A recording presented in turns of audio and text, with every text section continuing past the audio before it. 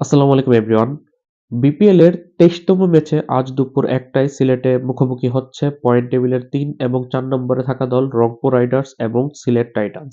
দুই দলের জন্যই এই ম্যাচটি খুবই ইম্পর্টেন্ট, কারণ যেই দলই জয়লাভ করবে তারা ১০ পয়েন্ট নিয়ে তারা প্লে-অফে আনঅফিশিয়ালি তারা পা দিয়ে রাখবে। রংপুর রাইডার্সের কাছে হাতে ৩টা ম্যাচ থাকলেও সিলেট টাইটান্সের কাছে আছে মাত্র ২ ম্যাচ। তাই সিলেট টাইটান্সের জন্য বেশি ইম্পোর্টেন্ট এই ম্যাচটি। তো চলুন সিলেট টাইটান্সের সম্ভাব্য একাদশ কিরকম হওয়া উচিত সেটি নিয়ে আজকের এই ভিডিওতে কথা বলব। অলরেডি মোহাম্মদ আমির তারপর আজমতুল ওমারজাইকে হারিয়ে কিন্তু সিলেট টাইটান্স দল বিপাকে পড়েছে। বিশেষ করে আজমতুল ওমারজাই চলে যাওয়াতে কিন্তু তাদের দলের একাদশের ব্যালেন্সটা নষ্ট হয়েছে, কারণ একটা জেনুইন পেস বোলিং অলরাউন্ডারকে তারা হারিয়েছে। এই মুহূর্তে আজমতুল ওমারজাইয়ের বিকল্প হিসেবে দলের মধ্যে একমাত্র হজরতুল্লাহ জাজাই রয়েছে, কারণ বাকি বিদেশি ক্রিকেটার আর এভেলেবেল কেউ নেই। কারণ মঈন আলী, ইথান ব্রুকস এবং সালমান ইরশাদ তো একাদশের সবশেষ ম্যাচেও ছিল, এই ম্যাচেও আজকের ম্যাচেও থাকবে। এখন কথা হচ্ছে, নতুন করে যদি আজকের ম্যাচের আগে তারা আজমতুল ওমারদের বিকল্প হিসেবে নতুন করে বড় কোনো বিদেশি বা যেকোনো একটা বিদেশি ক্রিকেটারকে যদি দলে না ভেড়ায়, সেক্ষেত্রে তারা যদি ৪ জনের বিদেশি কোটা পূরণ করতে চায়, সেক্ষেত্রে আজমতুল ওমারদের বিকল্প হিসেবে তাদেরকে হযরতুল্লাহ জাজাইকে খেলাতে হবে, যে মূলত একজন টপ অর্ডার ব্যাটসম্যান, অর্থাৎ একটা অলরাউন্ডার তারা পাচ্ছে না।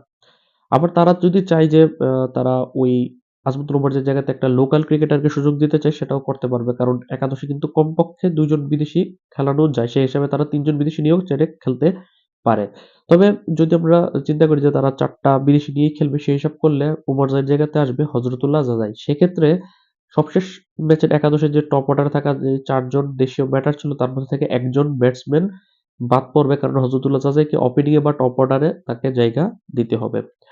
অর্থাৎ একাদশে যদি হযরতুল্লাহ জাজাই, মঈন আলী, ইথান ব্রুকস এবং সালমান ইরশাদ ৪ জনকে নিয়ে আমরা একাদশটা সাজাই, সেক্ষেত্রে ৭ জন দেশীয় ক্রিকেটারের মধ্যে আ কে পরিবর্তন হতে পারে বা কার পরিবর্তন হওয়া উচিত সেটা যদি আমরা দেখি, সবশেষ গত ম্যাচে ১ থেকে ৪ পর্যন্ত যে ৪ ব্যাটসম্যান নেমেছিল তারা ছিল পারভেজ হোসেন ইমন, তৌফিক খান তুষার, আরিফুল ইসলাম এবং আফিফ হোসেন। এর মধ্যে থেকে পারভেজ হোসেন ইমন সে থাকবে অবশ্যই। সবশেষ ম্যাচে ২৪ বলে ৩২ রানের একটা ইনিংস খেলেছে।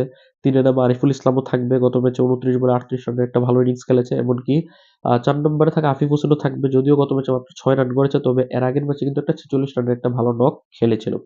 তাহলে যদি ইমন, আরিফুল এবং আফিফ ৩ জন যদি একাদশে থাকে, সেক্ষেত্রে বাদ পড়বে সেখানে তৌফিক খান তুষার। গত ম্যাচে ব্যাট হাতে ভালো করতে পারেনি। ২১ বলে করেছে মাত্র ১৭ রান। এর আগের ম্যাচে স্টার্ট পেলেও লম্বা করতে পারেনি। ১৯ বলে ২৩ রান করে আউট হয়ে গেছে। এর আগের ম্যাচে করেছিল যদিও ১৮ বলে ৩২ রান। কিন্তু সবশেষ ২ ম্যাচের পারফরম্যান্সে এবং যেহেতু এখানে ওপেনিং এ হযরতুল্লাহ জাজাইকে জায়গা দিতে হবে, সেক্ষেত্রে তৌফিক খান তুষার বাদ পড়তে পারে। এবং যেহেতু একটা দেশীয় ক্রিকেটার তৌফিক খান তুষার বাদ পড়ছে এবং আজমতুল্লাহ ওমরের জায়গাতে যেহেতু হযরতুল্লাহ জাজাই আসবে, সেই হিসাবে একটা দেশীয় ক্রিকেটার আ তুষারের জায়গাতে তাদের একটা দেশীয় ক্রিকেটারকে আনতে হবে। সেই হিসাবে অপশন এখানে আছে জাকির হাসান বা রনি তালুকদার। তবে আমি চাইবো মিডল অর্ডারের ব্যাটসম্যান মমিনুল হককে সুযোগ দেওয়া হোক। কারণ এবারে বিপিএল এখন পর্যন্ত মমিনুল হক ব্যাট হাতে মাঠে নামার সুযোগ পায়নি। আমি আশা করি যে ৫ নাম্বার যে পজিশনটা যেটাতে আজমতুল্লাহ ওমর যে খেলেছিল, সেই পজিশনে তাকে নামানো উচিত। যদি তারা ৫ এ মঈন আলীকে খেলাতে চায়, সেক্ষেত্রে তারা চাইলে মমিনুল হককে ৬ নম্বরে চাইলে খেলাতে পারেন। ৭ নম্বরে গত ম্যাচে খেলেছিল ইথান ব্রুকস, সে তো থাকবেই। ৮ নম্বরে অধিনায়ক মেহেদী হাসান মিরাজ থাকবে। তবে ইন্টারেস্টিংলি সবশেষ ২ ম্যাচে মেহেদী হাসান মিরাজ বল করেনি এক বলও। সেই হিসাবে মেহেদী হাসান মিরাজের এই ম্যাচে বোলিং এর দায়িত্বটা পড়তে পারে। কারণ যদি আজমতুল ওমর যায় একাদশে যেহেতু নেই, যদি নয় মানে আজমতুল ওমর যেহেতু একাদশে থাকছে না, তার বিকল্প হিসেবে যেহেতু আমরা একজন অলরাউন্ডার প্রোভাইড করতে পারছি না, সেই হিসাবে আজমতুল্লাহ ওমরজাইয়ের বোলিং কোটার যে ৪ ওভার সেটাকে পূরণ করতে হবে পেস অলরাউন্ডার আ ইথান ব্রুকস এবং স্পিন অলরাউন্ডার মেহেদী হাসান মিরাজকে। সেক্ষেত্রে এই ২ জনকেই ৪ ওভারের কোটা ২ ওভার বা যেভাবে তাদের সুবিধা হয় টিমের কম্বিনেশন হিসাব করলে বা মাঠের কন্ডিশন, ম্যাচের কন্ডিশন হিসাব করে তাদেরকে বল করতে হবে। ইথান ব্রুকসকে গত ম্যাচে বল করতে দেখা যায়নি, মেহেদী হাসান মিরাজ বল করেনি এই ২ জনের কেউই। বাকি বোলিং ডিপার্টমেন্ট যেহেতু ৩ বোলার ছিল, স্পিনার নাসুম আহমেদ এবং ২ পেসার সালমান ইরশাদ এবং রোয়েল মিয়ার মধ্যে থেকে সালমান ইরশাদ তো থাকছে বিদেশি কোটায়। দেশীয় যে ২ বোলার রয়েছে বাঁহাতি স্পিনার নাসুম আহমেদ এবং বাঁহাতি পেসার রোয়েল মিয়া, এই ২ জনের মধ্যে ২ জনই গত ম্যাচে এক্সপেন্সিভ বোলিং করেছে। তার মধ্যে থেকে ৪ ওভারে ৩৯ রান দিয়ে একটা উইকেট শিকার করেছে নাসুম আহমেদ। তবে যেহেতু সেই দলের মেইন স্পিনার, সে তো থাকছেই। আ তবে রোয়েল মিয়া বাদ পড়বে, কারণ গত ম্যাচে ৪৭ রান খরচ করেছে। এর আগের ম্যাচে ৪১ রান দিয়েছে ৪ ওভারে। তাই আমি মনে করি রোয়েল মিয়াকে হয়তোবা তারা ড্রপ করবে। সেক্ষেত্রে তার জায়গাতে একাদশে খেলানোর জন্য বাঁহাতি পেসার না হলেও ৩ টা ডানহাতি পেসার অপশন রয়েছে। ১ম অপশন আছে ডানহাতি পেসার খালেদ আহমেদের।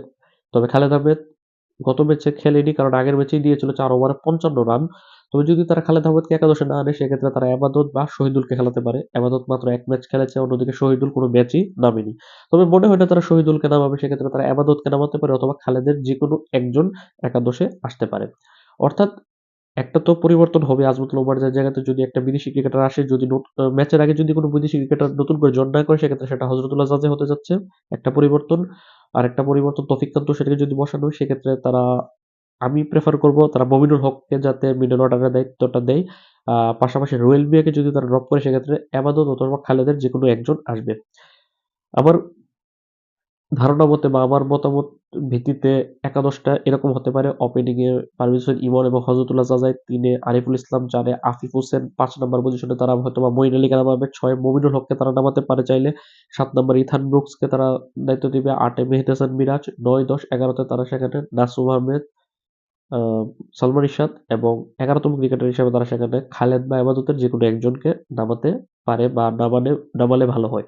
আপনার কাছে কি মনে হয় আজমতুল্লাহ ওমরদের বিকল্প হিসেবে কি তাদের হজরতুল্লাহ জাজাইকে নামানো উচিত নাকি ওই জায়গাতে একটা দেশীয় ক্রিকেটারকে সুযোগ দেওয়া উচিত, যেহেতু ৩ জন বিদেশি নিয়েও খেলার নিয়ম রয়েছে। আর বাকি তৌফিক খান তুষারের বিকল্প হিসেবে কাকে নেওয়া উচিত আর রোয়েল মিয়ার বিকল্প হিসেবে কাকে নেওয়া উচিত সেই আপনার মতামত অবশ্যই কমেন্টে জানাবেন। পাশাপাশি আপনার পছন্দের সম্ভাব্য একাদশটা অবশ্যই কমেন্টে জানাবেন। আল্লাহ হাফেজ।